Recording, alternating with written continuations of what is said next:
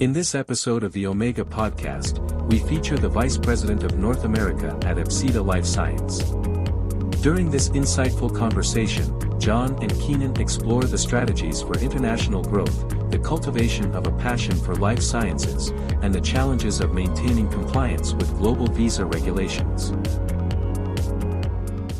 Welcome to the Omega Podcast with Jon Orsbourn from Apsida, who is the Vice President, who recently moved from the United Kingdom to Boston fairly recently. It is an amazing opportunity and honor to have you on the Omega Podcast and hopefully shedding light on different opportunities leaders and talent acquisition leaders can be able to glean from our conversation. But to get our conversation underway, can you share with our audience a little bit more about you and how you sort of came into this role at Apsida? Yeah, thank you. Yeah, so it's been a bit of a whirlwind, to be honest. I joined the business about 4 years ago. So we sit solely in the life science space. That's our real focus area. But we use a model and an approach that's very specialized to industry verticals within that space. So whether it be clinical operations, regulatory, medical affairs, sales talent, commercial, we really cover a broad remit, but each within our own very narrow verticals. And the mantra that we like to use is inch wide and a mile deep. So I came into it through someone I met whilst I was traveling, actually. So I stepped away from my previous career, then was in a bit of a sales orientated environment, but met someone when I was abroad, and they spoke about the business in real high regard, and joined with about 8 or 9 people in the business, and saw that grew pretty quickly. Now, the opportunity to come to the US was always on the cards. It was always something that was as part of the plan for the business, but personally I thought it was a long way away. Coming in as a fresh-faced new employee, I thought, okay, this is something to aspire towards, and quickly had some success within the business, had a great mentorship from our CEO and C-suite, and the opportunity came up about a year and a half ago, so about 18 months or so.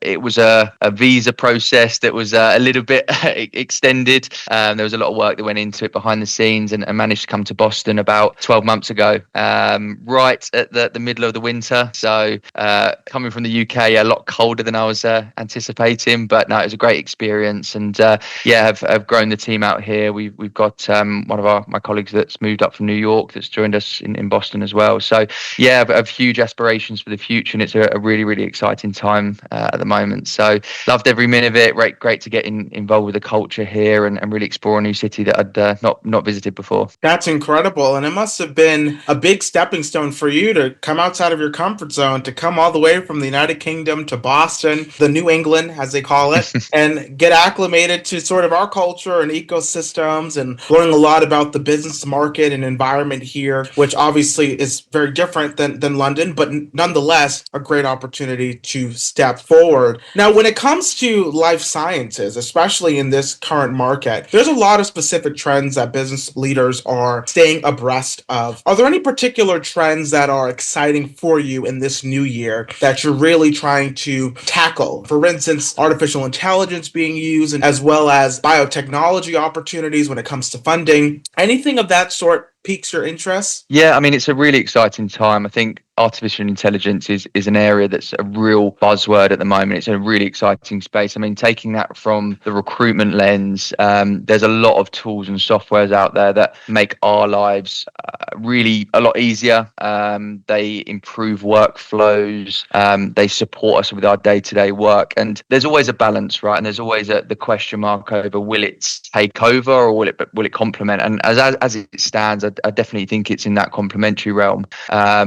The AI that we use and the software tools that we have in place at the moment have really developed our relationship building skills. They've been able to support us grow our network through different means. But I also appreciate that it can't take away from the people aspect of our job. I mean, being a recruitment consultant is all about face-to-face interaction, building network, growing with the relationships that you've built over several years. So we're always open to to tools that can support us with that, but also being cognizant that it isn't going to take over, and it can't beat the traditional sense of recruitment. Now, in terms of our clients and what they use, there's some exciting softwares that are being implemented that we're being shown and we're being visible to. So it's certainly something that's been exciting for us to explore with our clients. And when it comes to recommendations that we can share with them, and having conversations about the software that we use that can also be implemented in their world. So it's certainly exciting time. It's a lot of topics of conversation that we've had with our businesses as well. So it's something that I'm excited to see how that grows and complements, but also competes with the day-to-day of our recruitment world. For sure, especially when it comes to some of the skill sets that are necessary for some of these newer roles, especially when we talk about executive leadership roles. I mean, what type of change have you seen over the past few years when it comes to the demand and skill sets are recruiters looking for, especially in this evolving market, as you mentioned prior, with AI being utilized to funnel talent? But is that a prerequisite for some of the roles, or do you see maybe more of the soft skills being more of the skills that hiring managers are looking more of now, or is there more of a toss-up? Yeah, it's a really good question. And so going back to our mantra of an inch wide and a mile deep, my vertical expertise is within advisory management consultants. So the businesses that work in conjunction with pharmaceutical and biotech businesses to support their commercialization activities. So whether that be pricing and market access, or whether it be brand strategy, corporate strategy.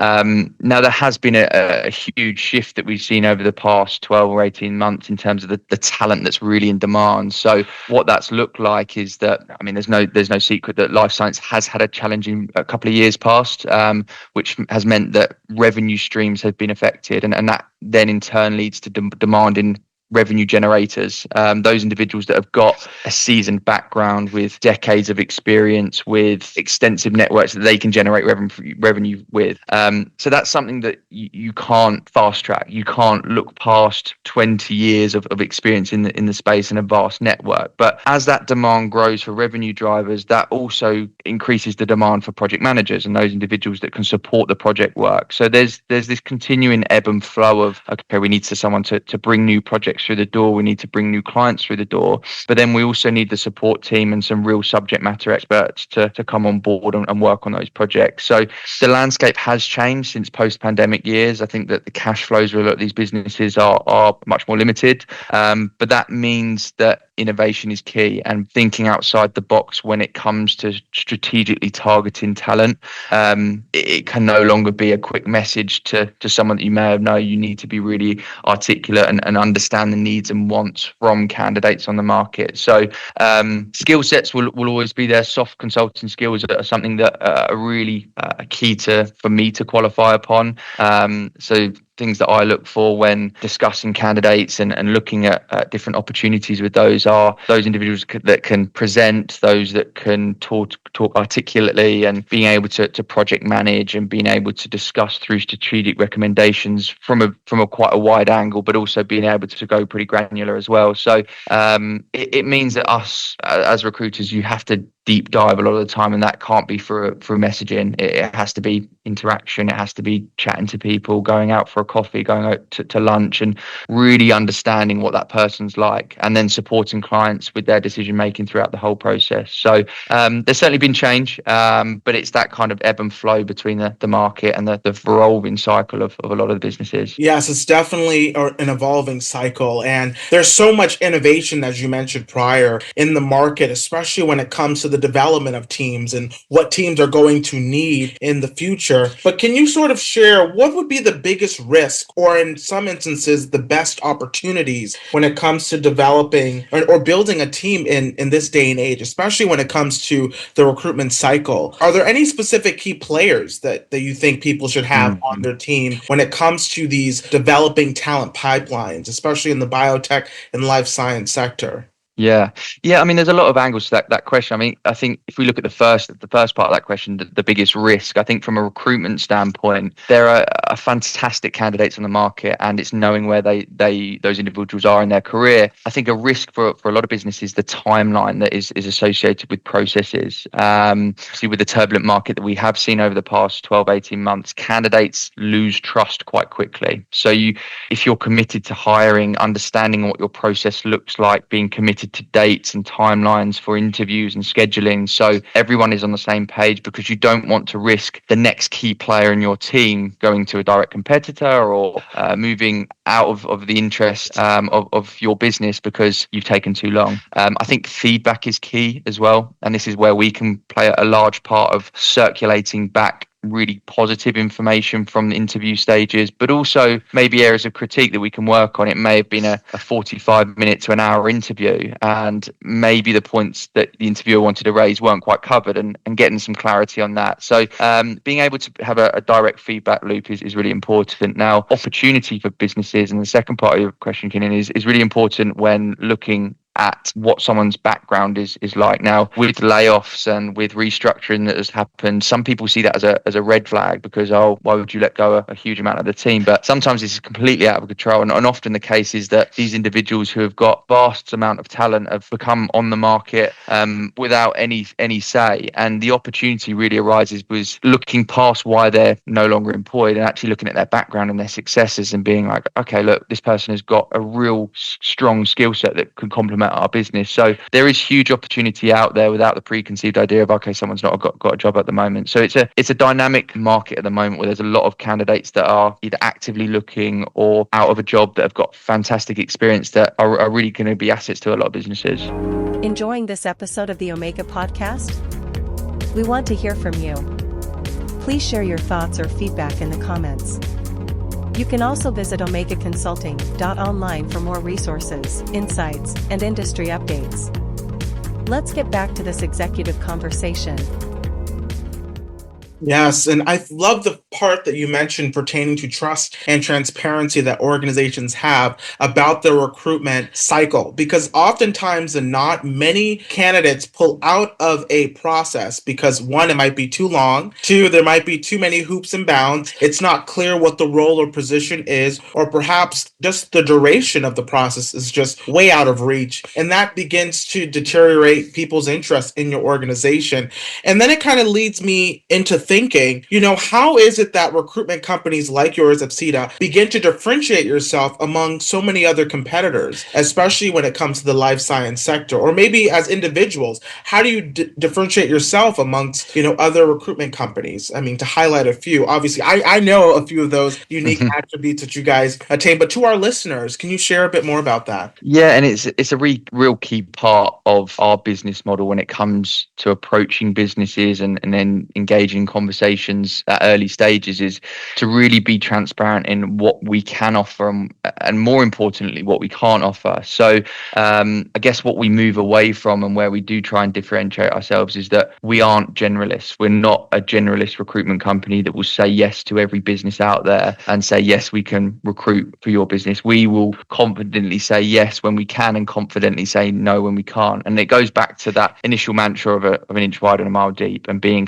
pure specialists in our areas. Now, I get approached by a lot of businesses to partner, and I have to say, look, it's not within my expertise, and I can refer you on to either other colleagues of mine that can support you, but it's not going to be my network. And I guess my value really comes with my network and who I speak with day to day, and where I understand the needs and wants of these candidates that are on the market, because every candidate that I speak to, every network individual is completely unique, and everyone's got their own thoughts, their own motivations with their careers, their own drivers, and having an understanding of each individual is really important when engaging in a recruitment process, because someone that wants their next career step and want somewhere where they can be challenged with a new area might not be the right fit for someone that wants to really leverage their experience that they've built over the last 20 years, for example. So our value really comes with our niche nature of our network and being able to target specific talent that is extremely critical but unique to certain businesses. And that means it's only a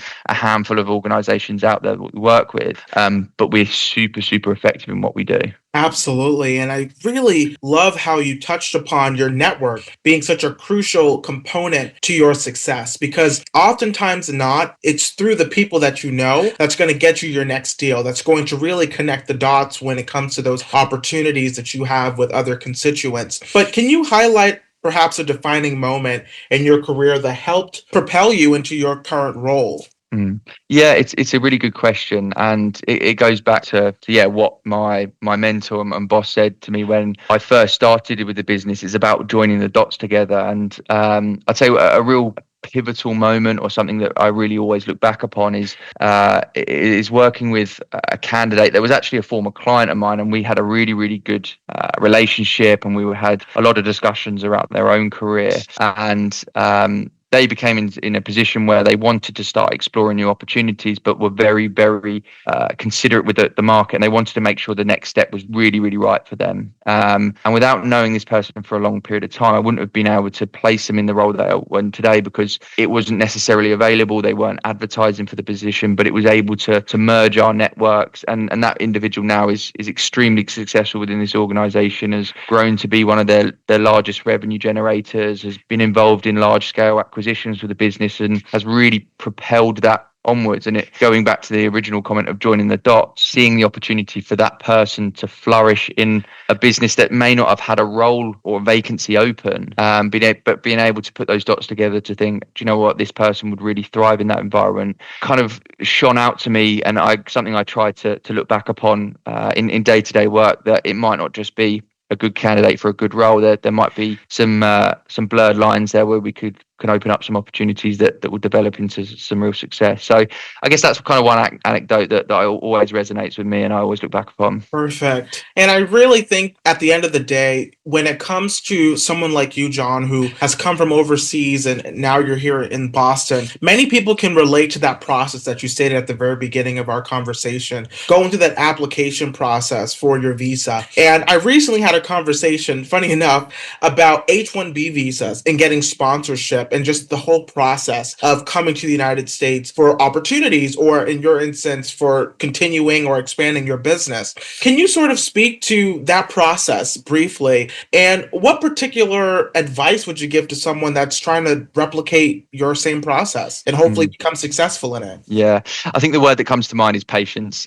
You've got to have patience for it, and you've got to let the process play out. I mean, I leaned heavily on the team we had in place and lawyers that we were engaging at the time for advice, and I still do. But I think having patience in the system in place and being able to work with the individuals that are in far better positions to advise than I would be. But the light is always going to be at the end of the tunnel. I mean, I waited over 6 months, almost to 8 or 9 months for my visa process to complete. The opportunity that it presents at the end greatly outweighs the hard times that you're waiting on responses and things like that. I think it's about positioning yourself and collating as much data as possible as well. They like to see kind of what you've done for the business and being able to highlight your successes. So being prepared to be asked those questions and highlighting accolades when going through the interview process at the embassy and going through the visa application.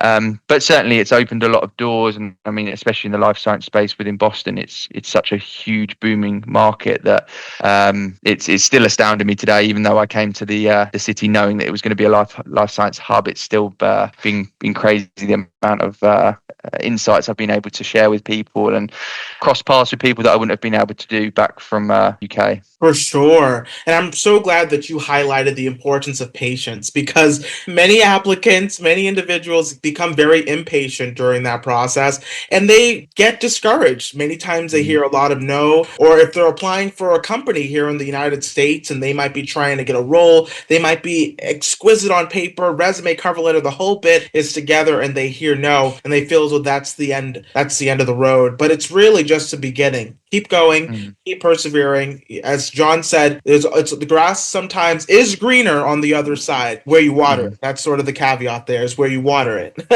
Exactly, yeah. And I think it's about making sure every step that you take is a forward step. It may not be something that's a great leap, but if you've had negative feedback through an interview or you haven't been successful, making sure that the aspects that you may have fallen down upon are covered in future rounds, and learning from, not necessarily mistakes, but critiques from other hiring managers, and being able to get that feedback. And again, where we come in is share our advice. We like to prep candidates before they go into interviews, but also debrief with candidates afterwards and share hiring managers' thoughts and feedback, which is just as important as preparation going into it. So there's a lot of angles that we take to position candidates in the best possible way. Fabulous. And just to clarify for our audience members, because we talk about management consulting and life sciences, and then we also have life science where you have the biochemists, the chemists, biomedical engineers. I mean, there's just a difference. Can you kind of clarify that, the difference between management consulting in life sciences and just life science specific roles? Because I don't think people understand maybe more of the business side to it. Yeah, of course. So when we think about life science, that's directly with the manufacturers. So whether it be large pharmaceutical businesses all the way down to kind of smaller emerging biotechs. When we talk about those roles that you mentioned there, that's working directly with the manufacturers. When we talk about management consultants, it's the advisory services that will have the pharma businesses or the biotech businesses as their clients. So often with maybe smaller businesses or organizations that need expert support, they will utilize an external agency to come on board as an extension of that organization and complete various tasks. Now, that can go anywhere from being a large CRO that will outsource a lot of the clinical trials. It can be commercialization activities. It could be regulatory services, but there is a service provider for pretty much everything in the industry. But the value comes from these organizations in a little bit of a similar way that we are, but being highly specialized in a certain vertical. So yeah, whether that be pricing and market access or whether it be commercialization of their asset.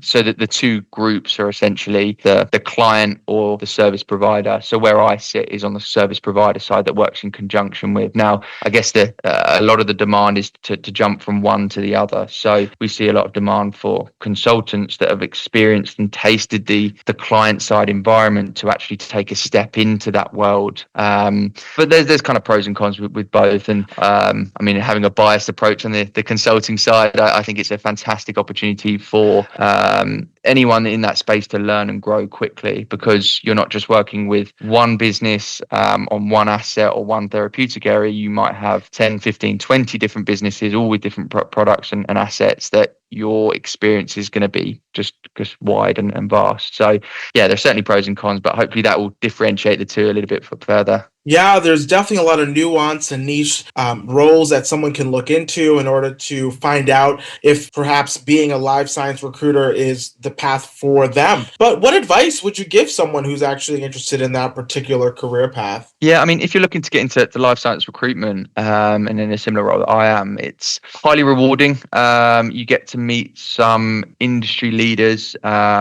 individuals that are really changing the dynamics of the life science space.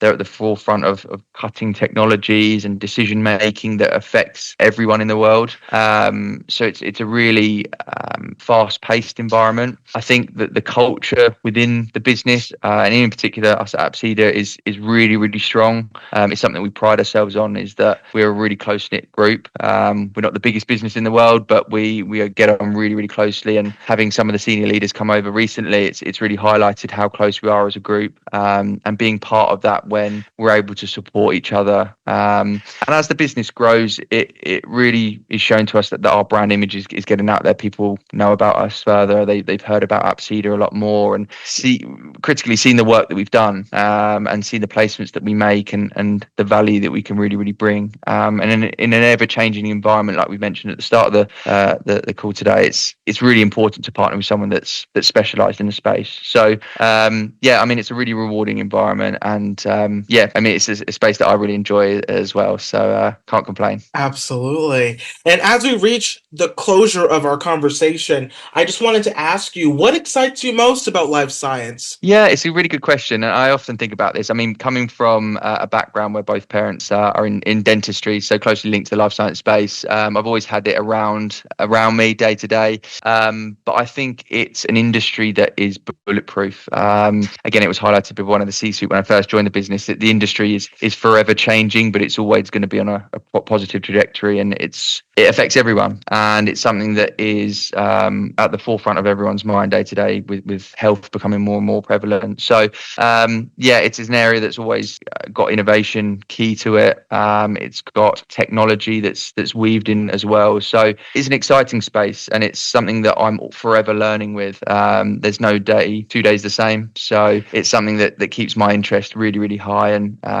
it's an exciting space to be a part of. Oh, I love that. And I always ask all of my guests this question as we reach the closure of our conversation is, if you can think back to yourself when you first started your career, or maybe as a child, what advice would you give your younger self? Oh, it's a good question. I think that the biggest advice is don't underestimate yourself. I think anyone can be capable of really amazing things, and being able to go back to your inner self and back yourself. I mean, coming to the US was always kind of that pipeline goal, and I never thought it'd be achievable. But kind of fast forward 4 or 5 years, and I'm here now, and it's a great experience. So what the next 4 or 5 years has to offer is going to be even more exciting. So I think always back yourself, and don't underestimate what you're capable of. Jon, it was such a pleasure to have you on the Omega podcast, my friend. Thank you so much for having me. It's been a pleasure. Thanks, Keenan.